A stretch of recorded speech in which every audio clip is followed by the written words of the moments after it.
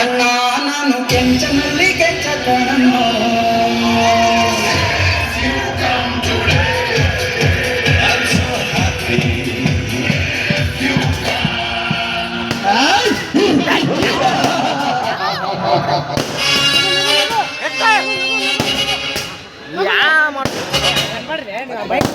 ರೀ ಮಿಸ್ಟರ್, ಯಾರು ನೀವು?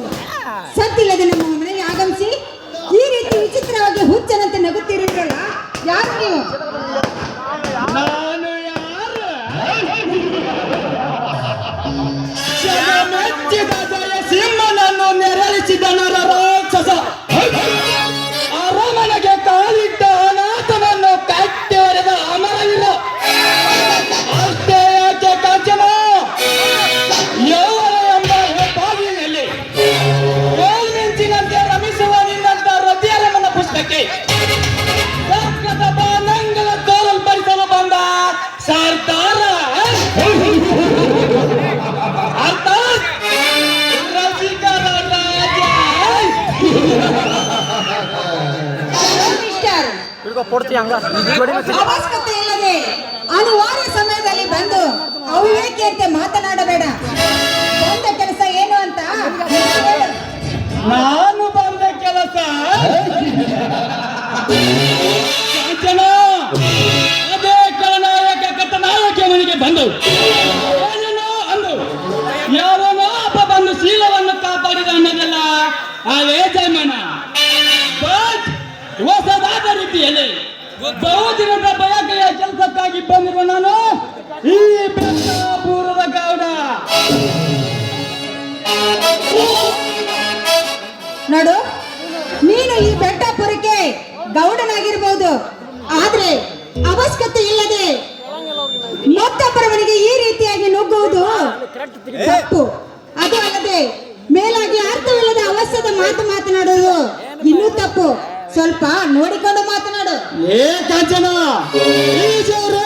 ನಿರ್ಭಯವಾಗಿ ಬಾಯ್ಬಿಟ್ಟರೆ ಮಾತಿದಮಲ್ಲ. ಜನಗಳನ್ನು ಜಬರ್ದಸ್ತ್ ಮಾಡಿದರೆ ಜನರ ಜನ. ಅಕಸ್ಮಾತ್ ನಿಮ್ಮಂತ ಸುಂದರ ಮೈ ಮಾಡಿದ ಬೆಳಗಿಯರು ಕಣ್ ತಪ್ಪಿಸಿದರೆ ಮುಖಾಯಿ ಕಟರ್ನ ಖಳನಾಯಕ. ನಾಟಕಕ್ಕೊಬ್ಬ ಖಳನಾಯಕ, ಊರಿಗೊಬ್ಬ ಅಗರ್ಭ ಶ್ರೀಮಂತ, ಮನೆಗೊಬ್ಬ ಪಾರ್ಟಿ ಇರೋ ಈ ಕಲಿಯುಗದಲ್ಲಿ ನ್ಯಾಯವನ್ನು ಕಾಪಾಡಲು ಹೆಣ್ಣು ದೇವತೆಯೊಬ್ಬಳು ಇದ್ದೇ ಇರುತ್ತಾಳೆ. ಮಿಸ್ಟರ್, ಎಚ್ಚರದಿಂದ ಮಾತನಾಡಿ. ಎಚ್ಚರದಿಂದ ಮಾತನಾಡಿ ಕತ್ತರಿಸಿ ನಡೆಸಲು ಉಚ್ಚ ಚಿತ್ರದ ನಾಯಕ ನಾನಲ್ಲ ಕಾಂಚನ. ಅರೆ ಎಂಬ ವರ್ಣಕಾರದ ಕಣಕಣಗಳನ್ನು ನಿಮ್ಮ ಪಾದ ದೇಹದಲ್ಲಿ ಅರಗಿಸಿಕೊಂಡು ನಿನಗೆ ನವರಂಧ್ರದಲ್ಲೇ ಚೈತನ್ಯ ತುಂಬಿ ಸುಖದ ಸಾಗರದ ತೆಪ್ಪದ ಮೇಲೆ ತೇಲಿಸಲು ಬಂದ ನಾಗರಾಜ.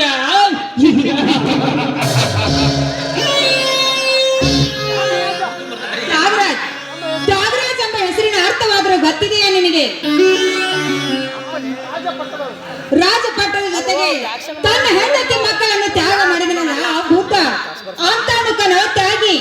ಅದು ಅಲ್ಲದೆ ಆ ಕಡ್ಲಿ ಮಟ್ಟಿ ಕಾಶಿಬಾಯಿ ತನ್ನ ಹೆತ್ತ ಕರಳಿನ ಕುಡಿಯನ್ನೇ ಬಲಿದಾನವಾಗಿ ಮಾಡಿದ್ರಲ್ಲ ಆ ನನ್ನ ತಾಯಿ ಕಡ್ಲಿ ಮಟ್ಟಿ ಕಾಶಿಬಾಯಿ. ಅಂತವ್ರು ಕನ ತ್ಯಾಗಿ, ನಿನ್ನಂತ ಬಂಡಕೋರರಲ್ಲ. ಬಂಡಕೋರ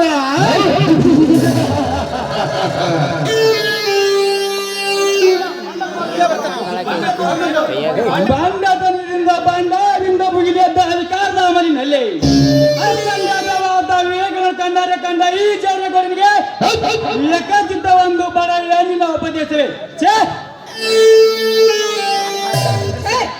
ಚೇತು ಒಂದು ಚಿಲ್ಲರೆಯಾಗಿ ಮಾತನಾಡುವ ನೀನು ನಾಮರ್ದ.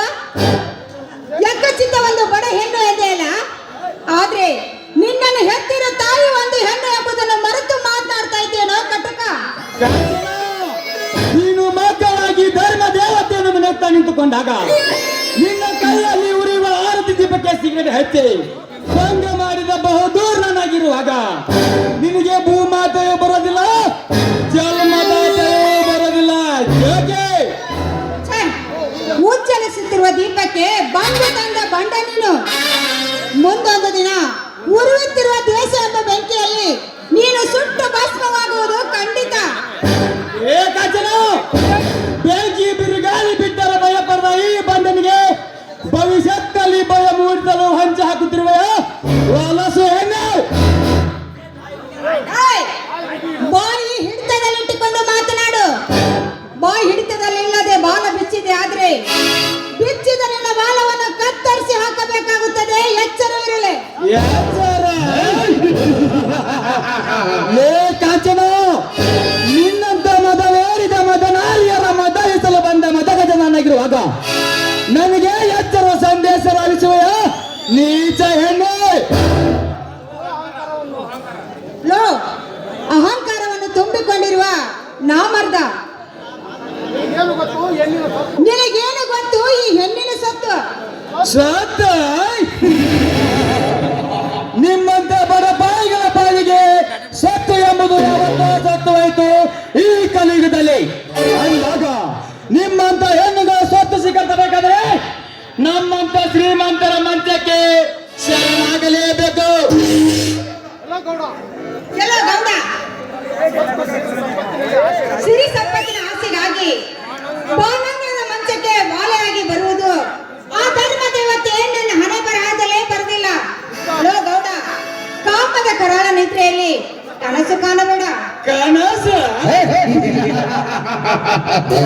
ಮುರುಕು ಧರ್ಮ ಶಾಲೆಯಲ್ಲಿ ತಿರುಗನಪ್ಪ ಕನಸು ಕಂಡಂತೆ ಕೈ ನಿಲುಕದ ಕನಸು ಕಾಣುವ ಕಲ ನಾಯಕನಲ್ಲ ಕಾಂಚನ. ನಿಮ್ಮಂತ ಬಣ್ಣದ ಸುಕುಮಾರಿಯ ಸುಗಂಧ ಸವಿಯಲು ಬಂದ ಸರ್ದಾರ.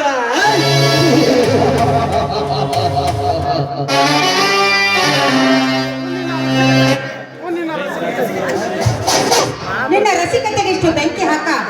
ಕಂಡ ಕಂಡ ಗಂಡಸರಿಗೆ ಸವಿರುಚಿ ಬೀರಿ ಸುಗಂಧ ವಾಲ ಆಗಲು ಇವಳೇನು ಸುಗಂಧ ವಾಸನೆ ಮಲ್ಲಿಗೆ ಹೂವಲ್ಲ.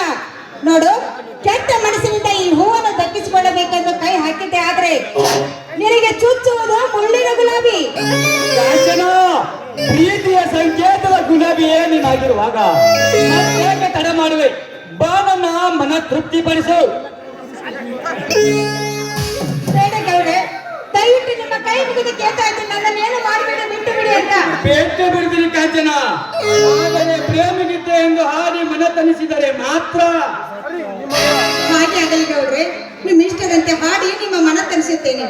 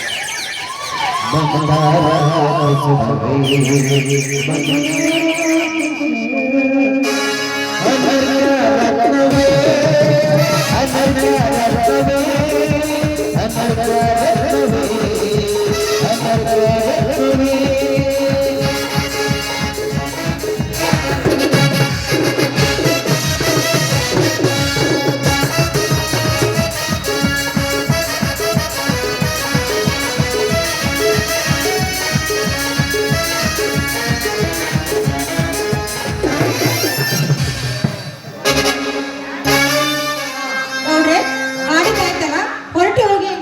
ನಾನು ಹೊರಟು ಹೋಗುವುದು ಈಗಲ್ಲ ಕಾಚಣ, ನನ್ನ ಇಚ್ಛೆ ತೀರಿದ ಮೇಲೆ.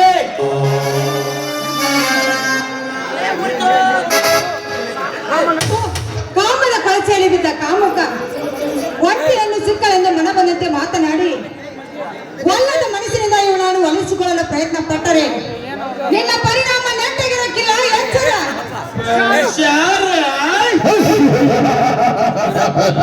ಕಾಚಣ, ಪರಿಣಾಮದ ಪುಸ್ತಕವನ್ನೇ ಮಸ್ತಕನಿಟ್ಟುಕೊಂಡು ಪರಿಣಿತ ಪಡೆದುಕೊಂಡ ಈ ಪಂಡಿತನಿಗೆ ಅವ ಹೇಳುವ ಮಾತುಗಳನ್ನಾಡಿ ಅಕ್ಷರಗಳಿಸಬಹುದರೇನ? ಈ ತಪ್ಪಾದ ತಂಗಾಳಿಯಲ್ಲಿ ಕಣ್ಣು ಮುಚ್ಚಿ ನಿಂತುಕೊಂಡ್ರೆ ಸಾಕು, ಸ್ವರ್ಗಲೋಕವನ್ನೇ ತೋರಿಸುವೆ.